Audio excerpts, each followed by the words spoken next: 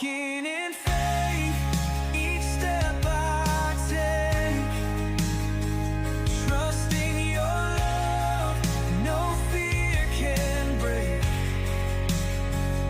You hold my heart, you lead my way. Jesus, my hope, my rock, my stay.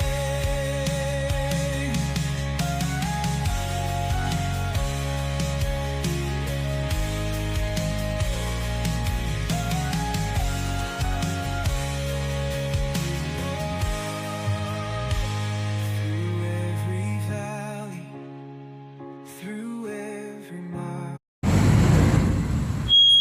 Tandaan po natin,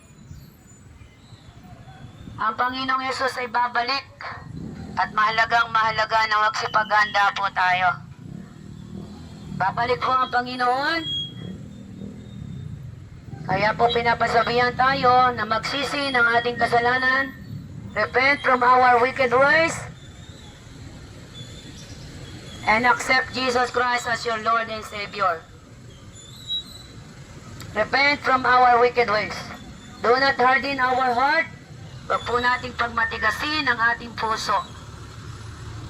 Hindi po natin gugustuhin na itapon sa impyerno kasi totoong may impyerno. Ano po?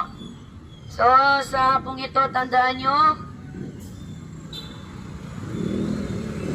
ang kaligtasan ay ibinabahagi sa inyo para po marami pang maligtas. At yung mga tao na nakikinig ng salita ng Diyos ay sa Diyos. At yung mga ayaw sa Diyos, ayaw makinig ng salita ng Diyos. Kaya tandaan nyo parati po,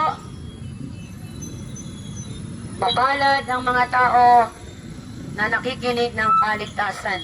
Makakasumpong ng buhay na walang hanggan. Kasi ang kaligtasan ay para sa lahat. Kaya ito yung araw, repent from our wicked ways. Jesus Christ is coming. Repent. Para po makasumpong tayo ng kaligtasan. Panginoon, pagpalain po ang mga tao. Nawa po yung kaligtasan na offer mo matanggap nila. Thank you po.